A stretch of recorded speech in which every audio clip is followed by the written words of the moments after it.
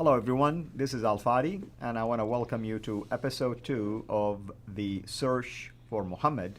And if you've watched our introduction last time, you would have noticed that we are taking a very unique approach by way of doing a historical, if you wish, criticism of the notion that Muhammad, the Prophet of Islam, as we know him, existed in a place where the sources of Islam tell us, at the time when the sources of Islam indicated, and also went to the places that the sources of Islam have taught us.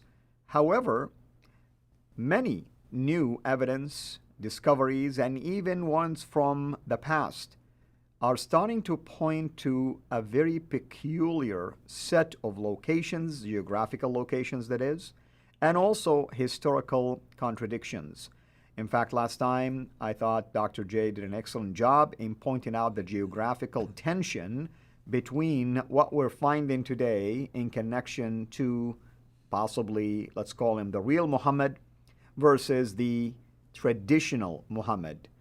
Vast distances between locations where his biography was established, his hadith began to get compiled, and many other things as well. But on top of this, what I wanted to focus on today, along with Dr. J, is the issue also of the origin of the Qur'an. With that in mind, Dr. J, what about the Qur'an? Well, this is the same problem that we found with traditions. Yeah. We talked about the man, we want to talk about the book. You've got to do that. If you're going to talk about the man, you've got to go with the book. And the difficulty with the book itself was best put together by a guy named Dr. Shadi Nasser.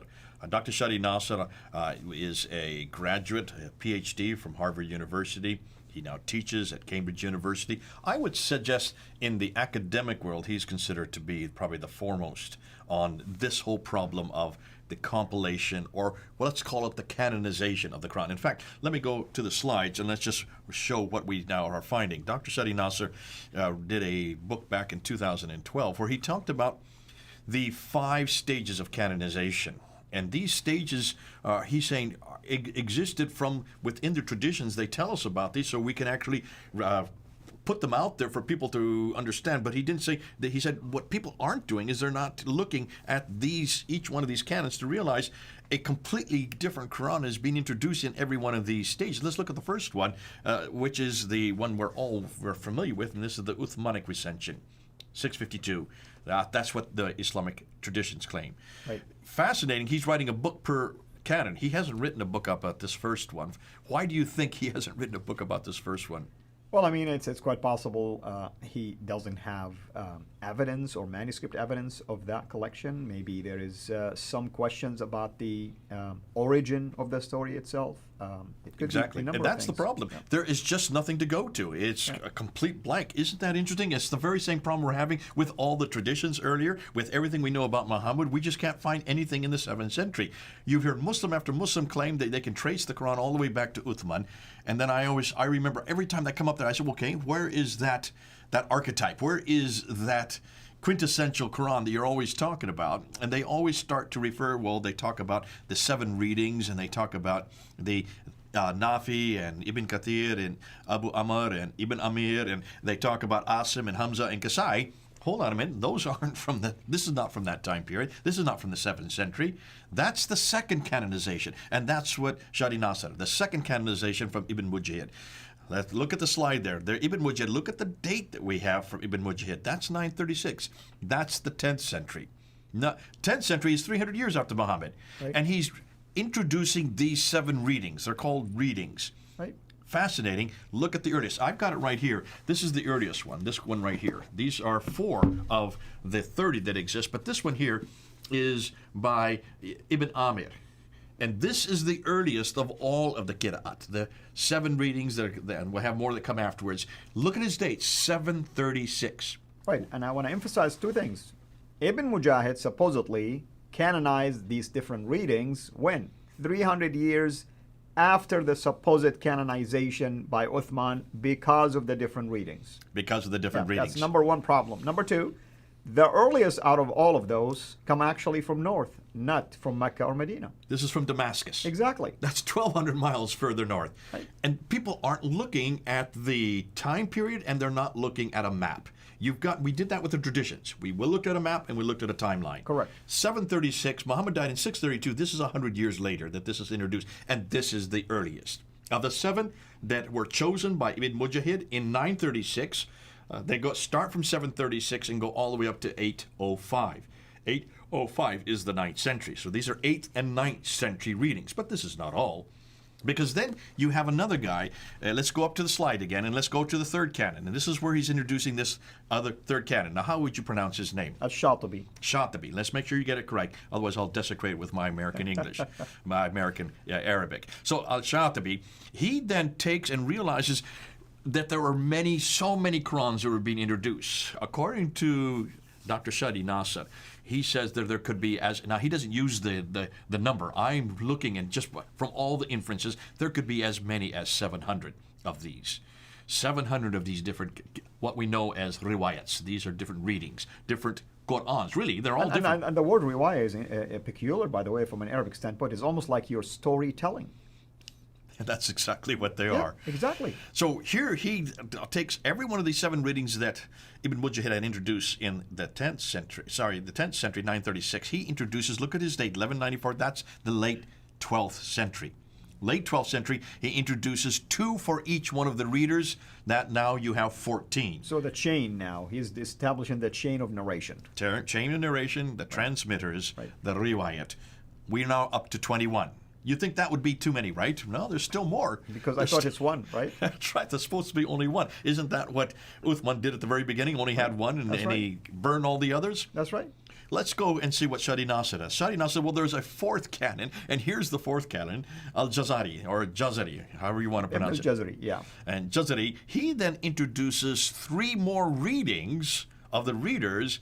Each of those has 2 transmitters, the riots, and these are now 6. So 3 plus 6 equals 9. Add to the 7 plus 14, we have 21. That makes now 30 readings. But look at his date, 1429. That is the 15th century. And notice what he did.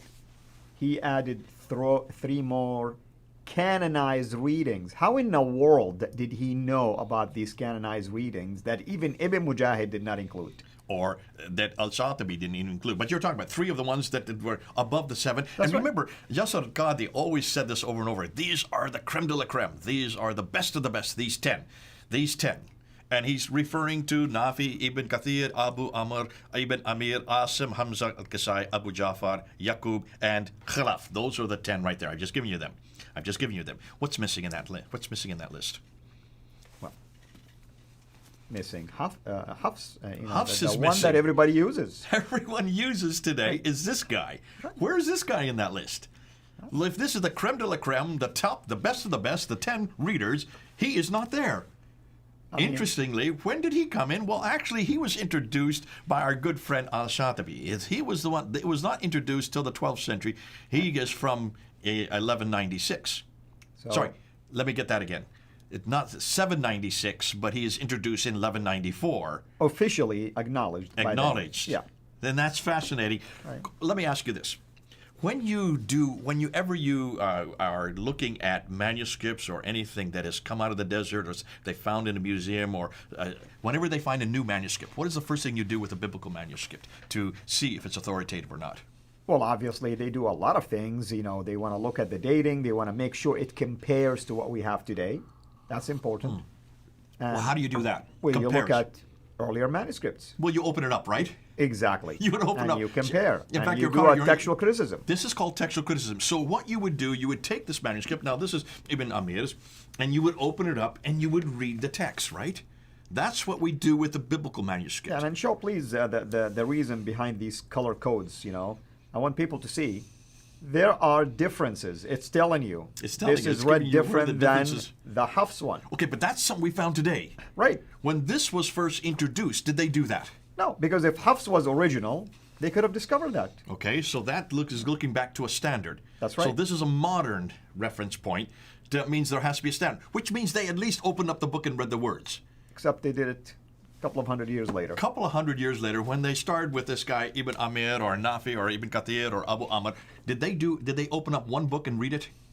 No. It doesn't look like it. So how did they choose these 7 readers? How did Ibn Mujahid choose these 7 readers? How did Al-Shatibi choose the next 14? And how did Al-Jazari choose the next 9? I'm going to use your own terminology, popularity contest. It was a popularity contest. They didn't do any textual criticism. They didn't look at anything to see whether or not it fit to that which came earlier, which is what you would think would happen. That's what proper textual criticism is. They didn't do anything like that. They basically looked to see how many students they had, how many people came after them.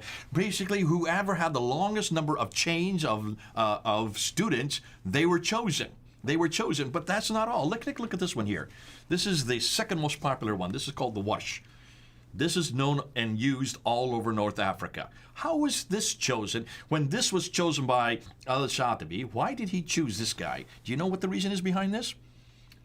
Because he didn't have very many change of names. He was in Cairo, I think. Now, in fact, there were 2 others, Ismail bin Jafar and al-Musayyabi, who are both in Medina, these Supposedly are from Nafi. Muhammad, right? You know, That's supposed to have been Qurayshi. Yeah. They were both in Medina, but he is not from Medina. Cairo.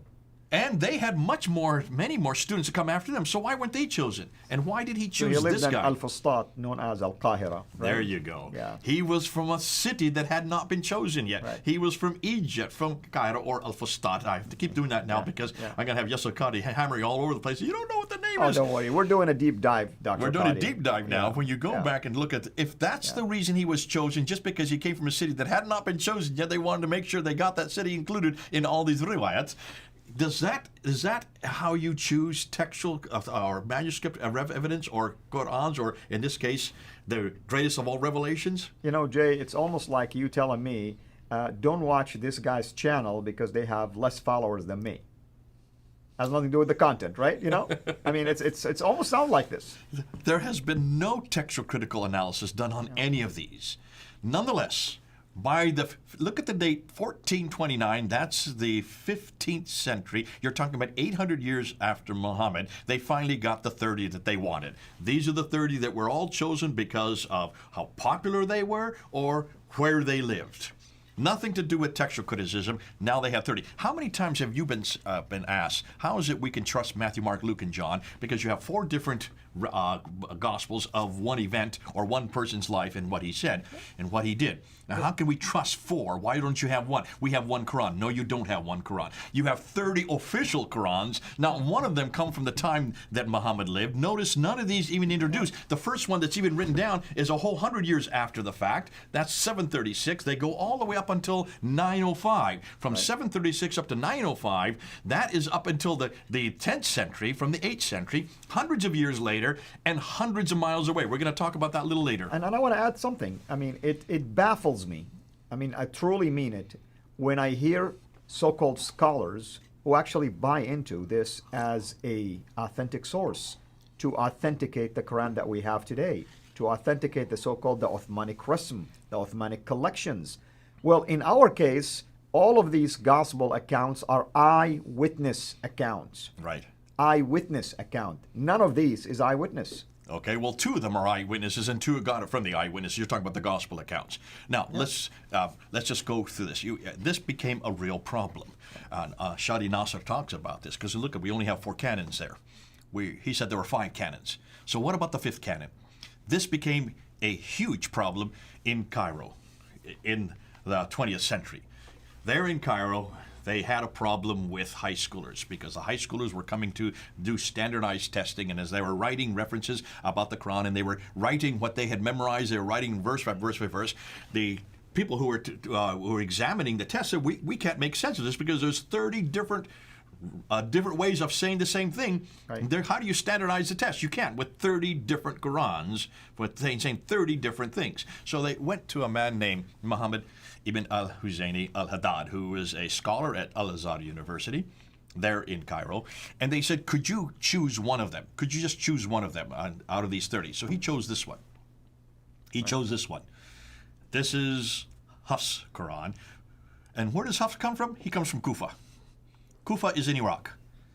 Iraq is not northern Another northern. We're going to get to that in the next next episode. So he chose one that didn't even come from where the Qurayshi dialect was introduced. But he doesn't even choose the guy that he should have chosen. He should have either chosen Nafi or Ibn Kathir or Ilis Abu Ja'far. Those three, or their students or their transmitters from those three. Mecca, Medina, Mecca or Medina, because that is where the Qurayshi dialect would have been spoken. That's where Muhammad lived, and that's why Uthman chose that one and burned all the others. He burned all the ones from Basra. He burned all the ones from Kufa. He burned all the ones from Damascus and only retained the ones that he had there, Mecca, Medina. And what does Muhammad al-Hidad do? He chooses the wrong one. He chooses this one, which has nothing to do with Medina, is way up in Iraq, in Kufa, and this guy was known as a liar. This guy was known as a cheat. We have 7 traditions about him, right? 7 different ones that we have today. Because there were many differences. Now there have been many changes between 1924 and 1936 when they did decide to make it Egypt-wide, and that's why it is known, that one is known as the 1936 rendition. There were many changes. They had to make many changes, and that's why we have at least Hattun has been able to collect 7 of them. Now, that is the 5th canon. That is the 5th canon. Bringing it back down to 1. What did they do with all the other 29? Now, I said this once before, and Yasir Qadri really attacked me last week for saying, Jay, are you going to say that they took all the Qur'ans that were in the world, that they disagreed, and threw them into the Nile? No. Let me just say on camera again, no one said they took all the Qur'ans in the world. They took all those high schoolers' Qur'ans that disagreed, that they didn't want them to use anymore, just in Cairo, all the high school Qur'ans that they had been using to answer their test questions, and they took those onto a boat and they dumped it into the Nile, thinking that that would solve the problem.